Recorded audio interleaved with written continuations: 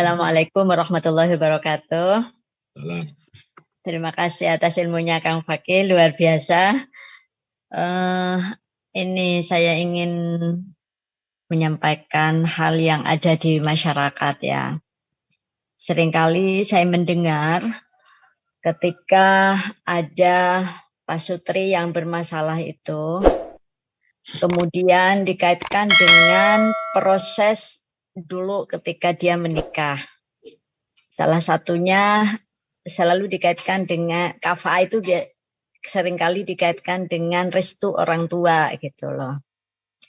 Ada beberapa lah kasus yang saya lihat, yang saya dengar gitu. Lah ya kayak gitu sih, orang dulu memang tuh nggak direstui oleh orang tuanya. Padahal menurut yang bersangkutan itu ya kufu karena mereka memilih sendiri gitu. Tapi ketika ada masalah di belakang hari kemudian dikaitkan dengan restu orang tua. Satu. Di sisi lain ada juga masyarakat yang mengkaitkan ketika kemudian dipilihkan oleh orang tuanya atau istilahnya dijodohkan, kemudian dia tidak mau gitu ya. Kemudian dianggapnya itu juga tidak mentaati perintah atau kemauan orang tua. Nah, kemudian masalahnya sekarang bagaimana ini cara mendidik masyarakat tentang kafa'ah itu tadi. Artinya selalu dikaitkan dengan kemauan orang tua, kalau tidak kemudian dianggap tidak taat, milih sendiri, kalau orang tuanya kurang srek saja, bukan tidak mau, tidak merestui, sebetulnya juga merestui, akhirnya kemudian ada masalah di belakang hari, kemudian dikaitkan juga dengan karena tidak taat pada orang tua. Jadi ini kan gimana gitu Mas Fakih. Ini saya kira yang seperti ini juga perlu disosialisasikan kepada masyarakat jalan keluarnya. Terima kasih Mas Fakih. Ya, kalau konteksnya pendidikan masyarakat, seperti tulisan Mbak Nur tadi di situ ya, mungkin saya belum lengkap juga membaca. Intinya adalah, ya mari kita sebagai masyarakat jangan mudah menstigma orang. Ketika ada masalah, oh itu sih nggak direstui, nggak usah begitu. Justru kita harus memprosesnya ke depan seperti apa gitu loh. Kalau kita ikut bertanggung jawab, maka jangan cari-cari alibi ke belakang. Lebih baik diproses ke depan seperti apa. Kalau udah nggak bisa ya nggak masalah sih.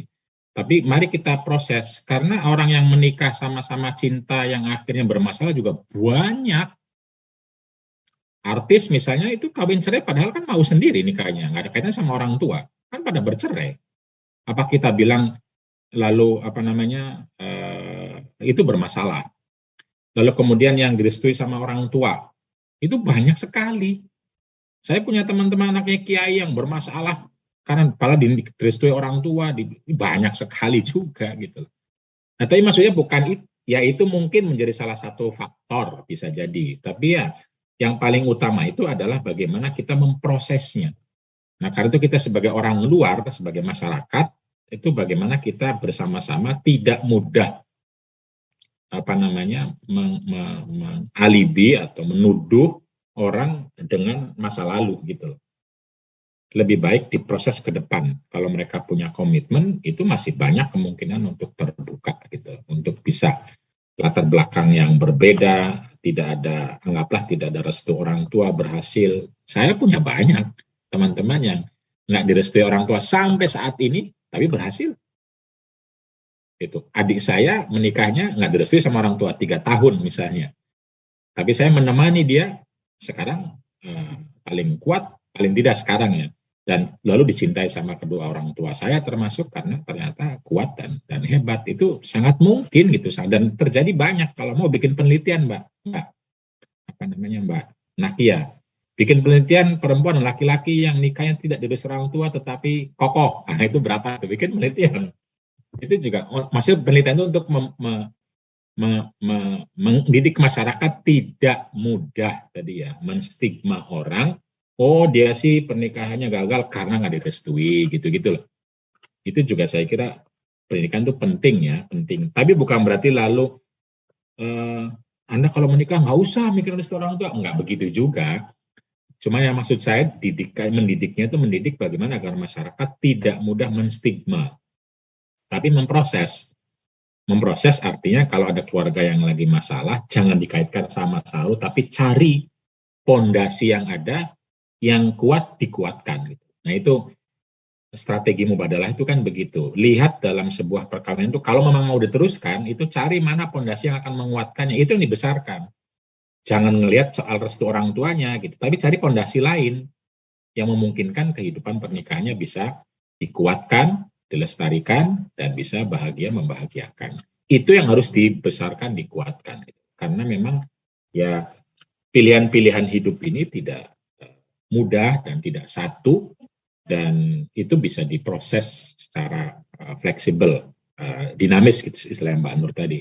Kalau kedua belah pihaknya punya kemauan, keinginan, kekuatan, maka pasti ada saja modal yang memungkinkan mereka bisa membangun rumah tangga menjadi lebih kokoh, lebih baik, dan bahagia membahagiakan. Jadi kalau pertanyaannya mendidik masyarakat, ya mari didik masyarakat untuk belajar mubadalah dan keadilan hakiki. Gitu Mbak Nakia. Bahwa kita memproses bersama kafaah itu secara dinamis ke depan, karena itu cari modalnya apa. Itu yang diproses. Nah, yang bukan modal, karena yang bukan modal itu pasti banyak. Yang bukan modal artinya benih pertengkaran, benih konflik pasti ada. Nah itu yang jangan dibesarkan, gitu. Itu yang jangan apalagi masyarakatnya jangan ikut intervensi, gitu. Masyarakatnya jangan tuh kamu sih, itu membesarkan, membuat orang kesadarannya balik ke situ. Tapi justru kita bersama-sama beri mereka penguatan, motivasi pada modal yang bisa dikembangkan. Loh kamu berpendidikan loh misalnya. Loh kamu punya modal keuangan, kamu punya modal anak, kamu punya modal apalagi terserah mungkin bisa dibicarakan yang memungkinkan itu bisa dikuatkan bersama gitu. Dan tentu saja itu harus disiapkan. Ya, kadang-kadang kita ini dalam berelasi itu sudah menganggap ya kan sudah suami istri, apa yang dipikirkan, apa yang disiapkan gitu. Jadi nggak pernah disiapkan waktu misalnya. Kita waktunya yang sisa untuk bicara sama istri atau suami itu. Bukan disiapkan berapa waktu yang kita siapkan untuk bisa ngobrol, untuk bisa bercengkrama, untuk bisa membangun cinta kasih, itu kadang nggak disiapkan, ya sisanya aja. Sisa dari kerja, sisa dari umat, sisa dari... Ya kalau itu sudah siap dengan itu ya mangga, tapi kalau tidak justru sebaiknya adalah disiapkan, karena itulah yang disebut dengan ibadah itu. Kita harus jaga, kita harus rawat, kita harus keluarkan modal kita. Jangan pernah sayang uang misalnya, sayang waktu, lebih baik untuk menulis misalnya. Nggak bisa begitu. Ini juga penting, soalnya ini kehidupan gitu loh, sama-sama ibadahnya. Menulis penting, merawat relasi penting gitu loh. Relasi dengan keluarga, baik suami istri maupun dengan anak, itu adalah ibadah, itu bagian yang akan dicatat, dan itu penting, sama-sama penting. Nah, karena itu harus disediakan waktunya. Dan masyarakat, kalau pertanyaan mendidik masyarakat, ya mari kita didik bersama-sama agar membicarakan orang lain itu bukan sisi buruknya, tapi sisi baiknya atau pondasi yang membuat mereka menjadi baik. Senanglah ketika orang lain senang, ketika orang lain bahagia. Gitu, jangan kita senang sekali ketika orang konflik, cerai gitu, dan lain-lain.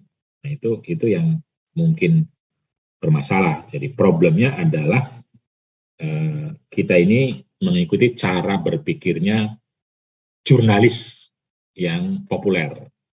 Bad news is good news gitu loh. Jadi kalau ada yang jelek, ada yang berita, kita senang dari pembicaraan. Nah akhirnya ya sudah, kita ikut-ikutan intervensi dan lain-lain. Nah sekarang mari kita dibalik dengan mubadalah.